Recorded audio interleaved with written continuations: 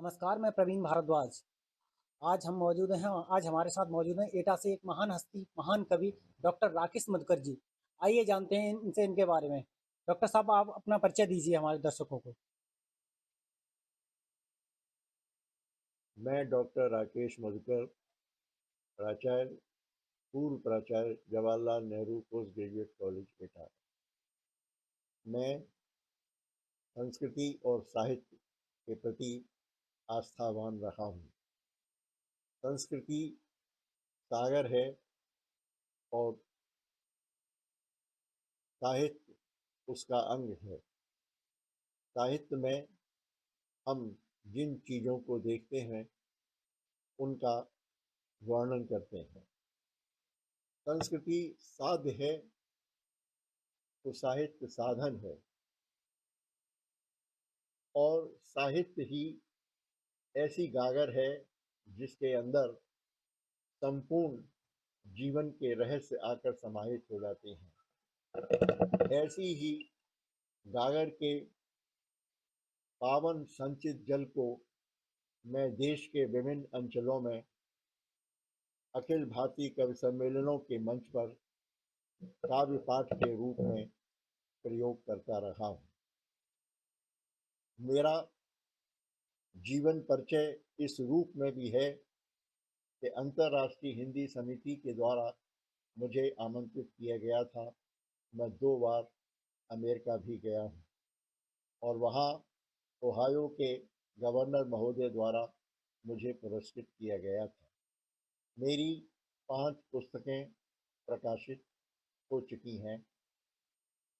संक्षिप्त रूप में मेरा यही परिचय है।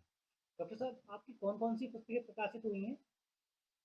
सबसे पहली पुस्तक थी पांचजन्य के स्वर, और दूसरी मेरी पुस्तक है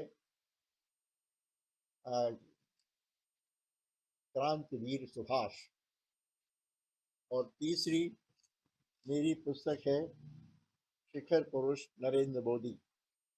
चौथी पुस्तक है वीणा के स्वर, और 5वीं पुस्तक है मेघा रे मेघा। ये 5 पुस्तकें मेरी प्रकाशित हो चुकी हैं। आकाशवाणी और सब टीवी से भी मेरी कविताएं प्रसारित हो चुकी हैं।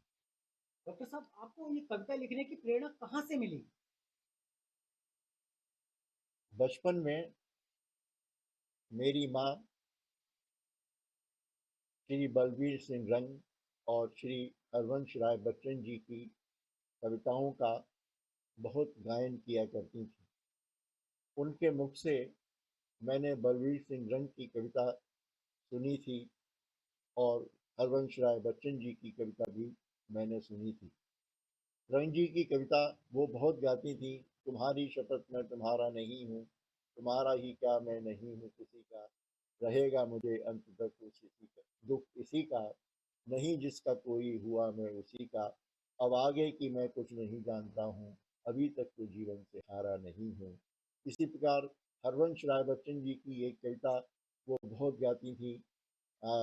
मैं इसीलिए खड़ा रहा कि तुम मुझे पुकार लो, पुकार कर दुलार लो, दुलार कर सुधार दो। माँ की ममतामयी वाणी की गूंज से बालक मन के उर्वरा हृदय में कविता के अंकुर प्रस्फुटित होने लगे, और मुझे भी काव्य सृजन करने की प्रेरणा यहाँ से मिली, और मैं कुछ पंक्तियाँ लिखने लगा। पहली कविता मेरी, हम अपने माता पिता के साथ मथुरा गए हुए थे और नाव में हम लोग बैठे हुए थे। मैंने देखा कि मल्लाह ने एक वृद्ध महिला जिसके पास कुछ पैसे कम थे, इसलिए उसको नाव से उतार दिया था। उनके नाव से उतार देने का जो दृश्य था, उसने मेरे मन के ऊपर जो प्रभाव डाला, उससे आकुल होकर मेरा मन ये कहने लगा, धन्य कर तो पार उतारा तुमने बड़े दुलार से, धन्य कर तू पार उतारा तुमने बड़े दुलार से, धीरे धीरे प्यार कुछ ऐसे भी तट समीप हैं, पास नहीं जिनके कुछ धन है। कुछ ऐसे भी तट समीप हैं, पास नहीं जिनके कुछ धन है। मन केवल जिनका ही धन है, जिनका जीवन स्वयं हवन है। ऐसों को भी पार उतारो, ऐसों को भी पार उतारो, ना कहे मल्लाह से धीरे धीरे प्यार से। धन लेकर तू पार उतारा, तुमने बड़े दुलार से धीरे धीरे प्यार। ये मेरी पहली विश है। अच्छा डॉक्टर साहब, जैसे कि अभी अयोध्या में भगवान राम की प्राण प्रतिष्ठा हुई है, तो पूरा देश हमारा राममय हो चुका है। इसलिए भगवान राम के विषय में आप कुछ प्रकाश डालेंगे? भगवान राम सर्वव्यापी हैं और सबके मन में विराजमान हैं, सबके मन में रहते हैं। हम इन पंक्तियों के साथ उनका स्मरण करना चाहते हैं, क्योंकि भगवान राम का जो जीवन है वो कर्तव्य के लिए है, सेवा के लिए है, दूसरों के जीवन के उद्धार के लिए है। इसलिए हमें उनसे किस तरह से प्रेरणा लेनी चाहिए, मैं कुछ पंक्तियाँ प्रस्तुत कर रहा हूँ। जी।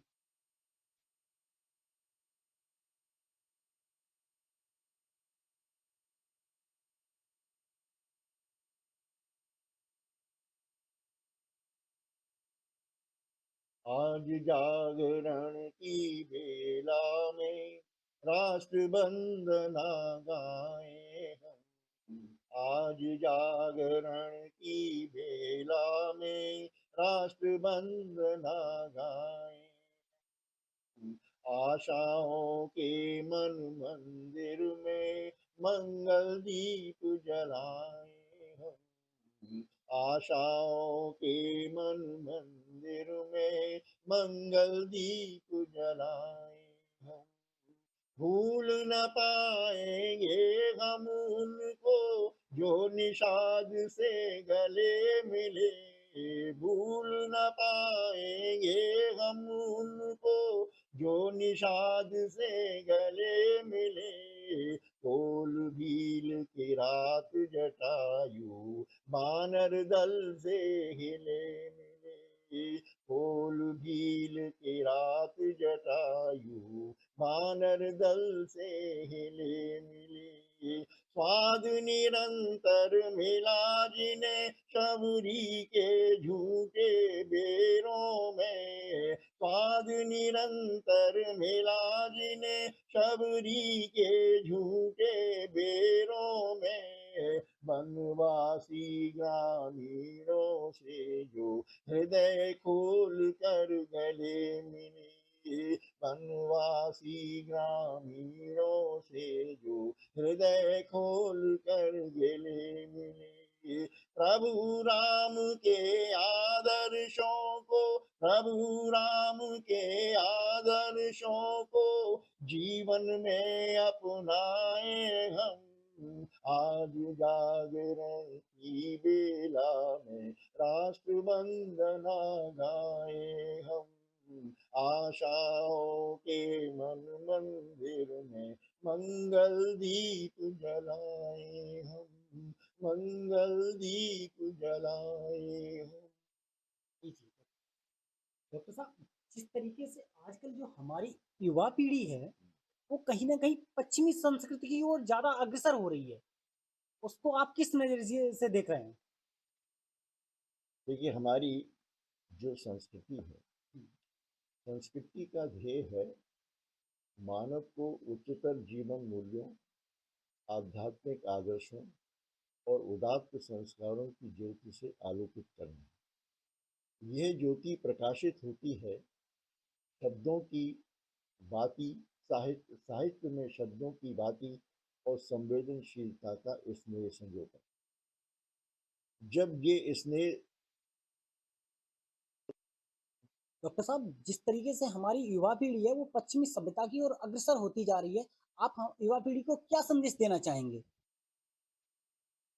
देखिए, संस्कृति प्रमुख है और संस्कृति का ध्येय है मानव को उदात्त जीवन मूल्यों और धार्मिक आस्थाओं के नव अंकुरों से सुसज्जित करना। संस्कृति साध्य है और साहित्य साधन है। संस्कृति सागर है और साहित्य उसको अपनी सीमित परिधि में संजोने वाली गागर है।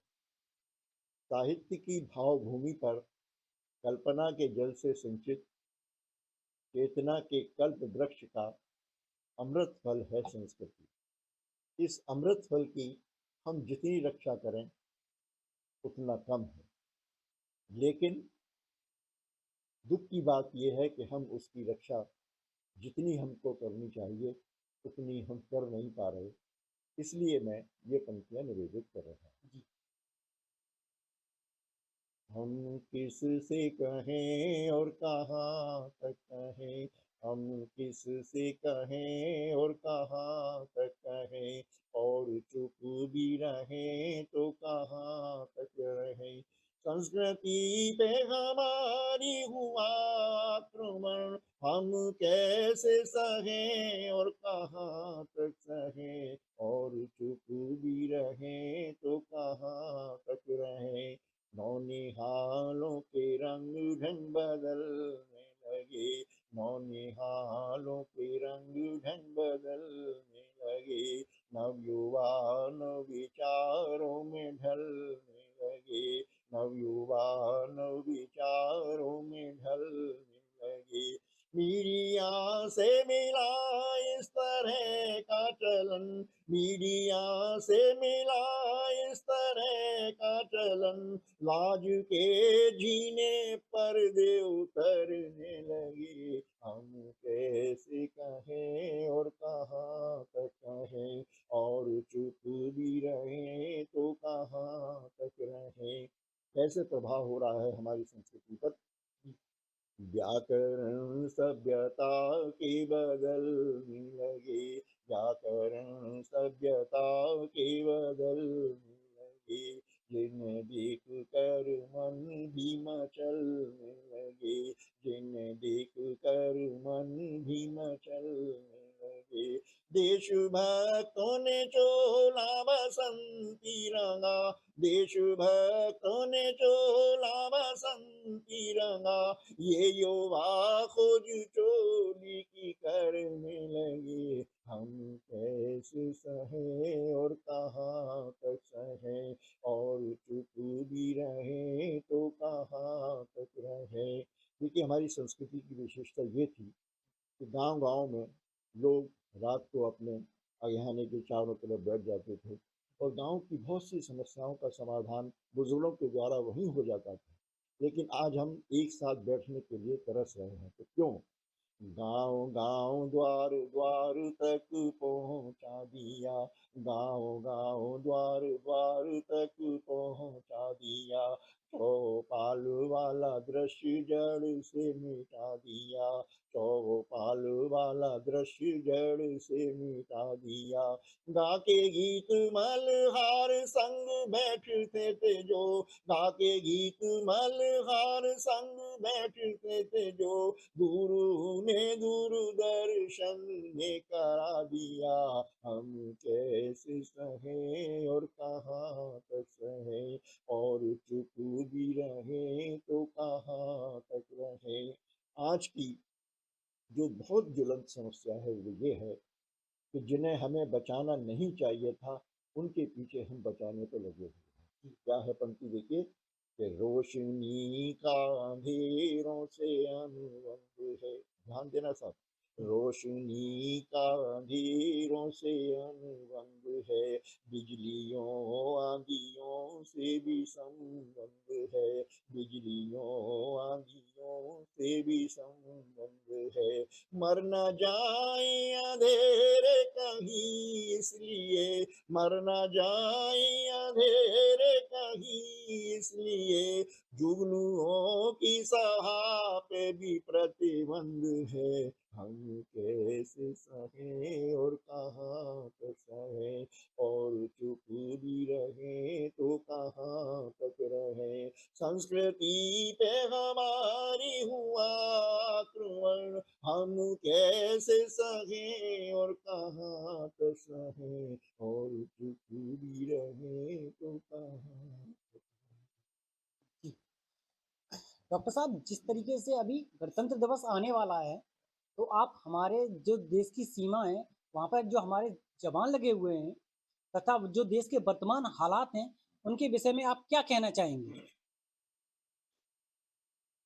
देखिए, जो वर्तमान समय है, आज देश में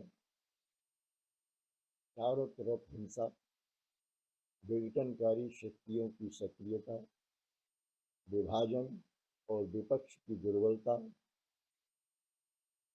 टूटन के गंभीर संकट से जूझता ग्रामीण सम्मान, द्रौपदी के चीर की तरह बढ़ती हुई महंगाई, जर्जर अर्थव्यवस्था, बेरोजगारी, सांप्रदायिक तनाव, न्यायपालिका पर कार्यपालिका का अत्यधिक दबाव, केंद्रीयकरण की समस्या, निर्वाचन पद्धति की समस्या, वैदेशिक संबंधों में तनाव की समस्या, ये सारी समस्याएं जब हमारे सामने मुंह बाए हुए खड़ी हुई है, उस समय जो हमारे देश की सेनाएं हैं, उसमें जो लोग अपना जीवन न्यौछावर करने के लिए खड़े हुए हैं, उन सबको जब ये पता चलता है कि देश में इतनी समस्याएं किस तरह से खड़ी हुई हैं, तो वो देश के जो नागरिक हैं, उन नागरिकों को, देशवासियों को अपना संदेश दे रहा है कि तुम्हें करना क्या। जी।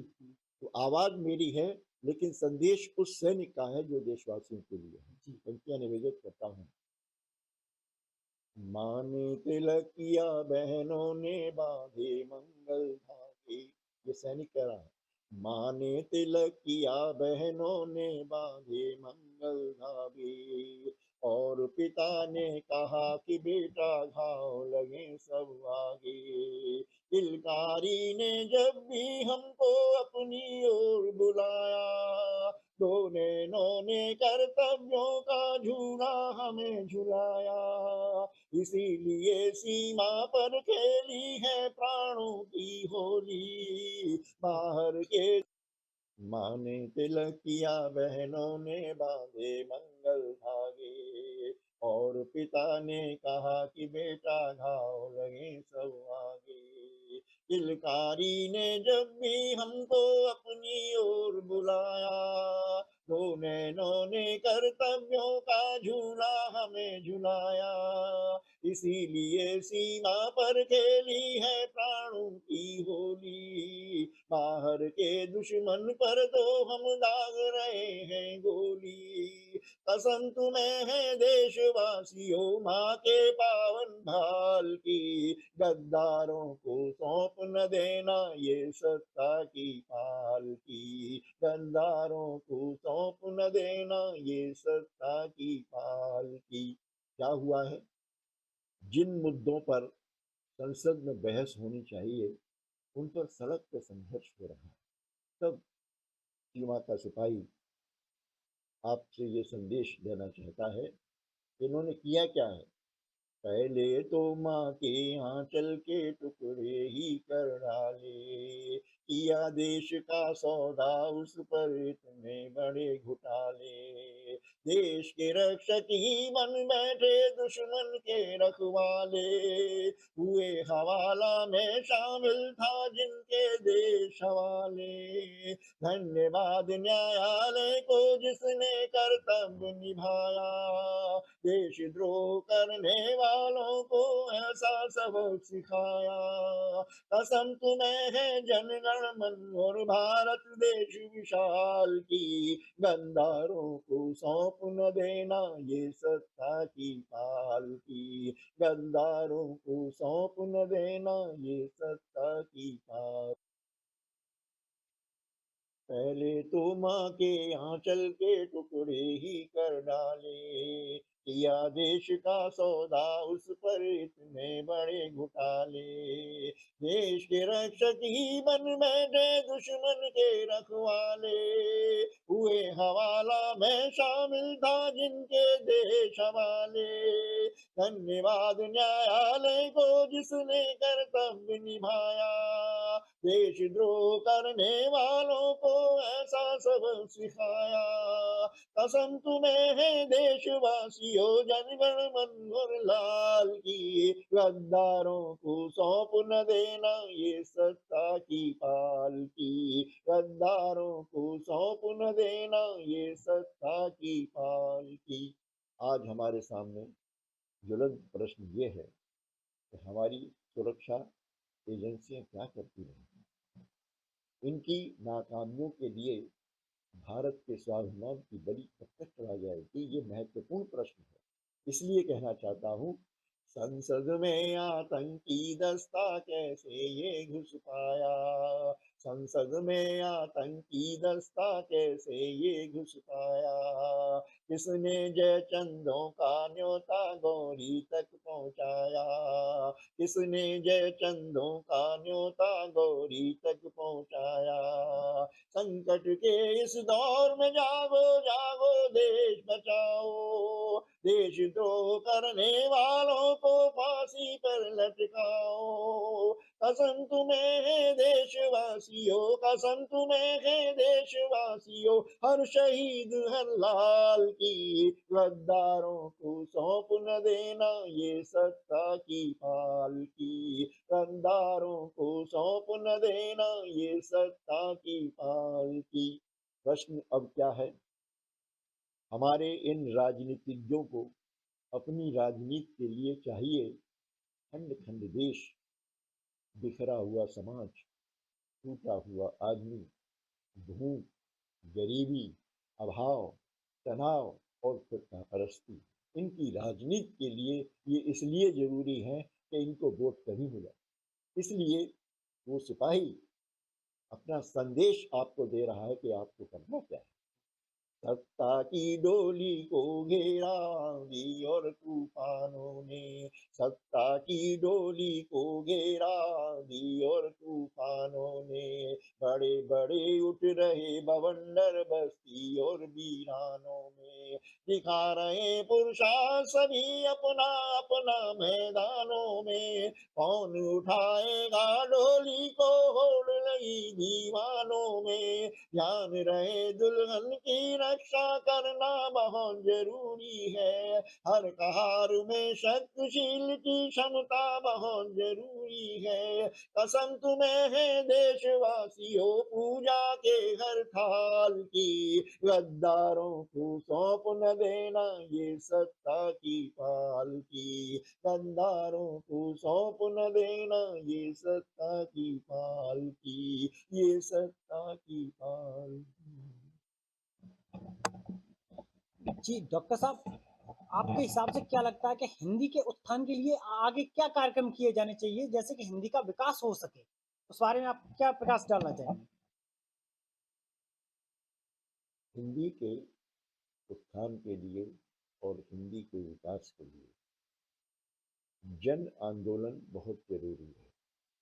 और जन आंदोलन का मतलब ये है कि हम हर व्यक्ति के अंदर जैसे माँ के प्रति एक प्रेम का भाव होता है, वही प्रेम जब हम हिंदी भाषा के प्रति लोगों के अंदर पैदा कर सकेंगे, उसको पैदा करने के लिए हमको हिंदी के विभिन्न रूप, चाहे वो संगीत के माध्यम से हों, चाहे वो चित्रकला के माध्यम से हों, चाहे वो काव्य के माध्यम से हों, वो हमें वहाँ तक पहुँचाना चाहिए, जिससे हम लोगों के मन के अंदर एक प्रश्न पैदा कर सकें कि जब हमें बोलना हो तब हम हिंदी में बात करें।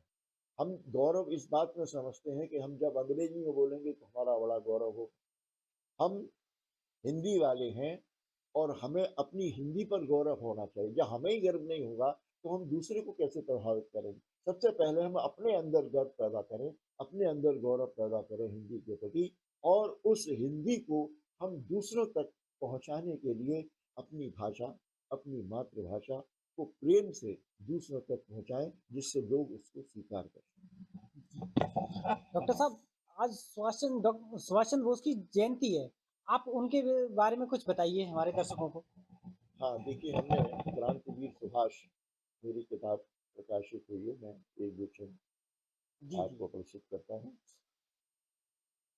करके प्रणाम गज बदन विनायक को, आओ भारती के मंदिर में शीश धर दें। करके प्रणाम गज बदन विनायक को, आओ भारती के मंदिर में शीश धर दें। पूर्ण हुए काबिल किन्हीं को वरदान मिले, शब्द शब्द देश भक्त भावना से भर दें। पथ के सुभाष बोस वीर बलिदानी हुए, पथ के सुभाष बोस वीर बलिदानी हुए, राष्ट्रभक्ति को राष्ट्र शक्ति को द्वारा पौरुष प्रखर दें। देश की अखंडता में जो भी अवरोध बने, ऐसे शिला। नेताजी सुभाष चंद्र बोस के ऊपर जब भारत माता को स्वतंत्रता की बेड़ियों से मुक्त करने का भाव जगा, तो उन्होंने सबसे पहले ये कहा, अंधकार मातृभूमि का मिटा सकूं भवानी, मेरे हाथ में तू ऐसा ज्योति दीप धर दे। अंधकार मातृभूमि का मिटा सकूं भवानी, अंधकार मातृभूमि का मिटा सकूं भवानी, मेरे हाथ में तू ऐसा ज्योति दीप धर दे। अभिमान शत्रुओं का कर पाऊं चूर चूर, शक्ति दे भुजाओं में अपौरुष प्रखर दे। अभिमान शत्रुओं का कर पाऊं चूर चूर, शक्ति दे भुजाओं में अपौरुष प्रखर दे। बूंद बूंद अपने लहू की मैं चढ़ाऊं तेरे, बूंद बूंद अपने लहू की मैं चढ़ाऊं तेरे, मुक्ति यज्ञ में तू ऐसी भावना से भर दे। देश की अखंडता में जो भी अवरोध बने, ऐसे शिलाखंडों को तू खंड खंड कर दे, ऐसे शिलाखंडों को तू खंड खंड। जी, डॉक्टर साहब, बहुत-बहुत धन्यवाद हमारे साथ जुड़ने के लिए। हमारे साथ मौजूद थे डॉक्टर राकेश मधुकर जी, जो एक महान कवि हैं और वो एटा से, उनका जन्मभूमि जो एटा है, उन्होंने बहुत सारी रचनाएँ की हैं तथा हिंदी के उत्थान के लिए ये 2 बार अमेरिका भी जा चुके हैं और जिनकी बहुत ज़्यादा प्रसिद्धि है पूरे भारत में। इनके लिए बहुत-बहुत धन्यवाद। मैं एटा से प्रवीण भारद्वाज, अनादि टीवी, एटा।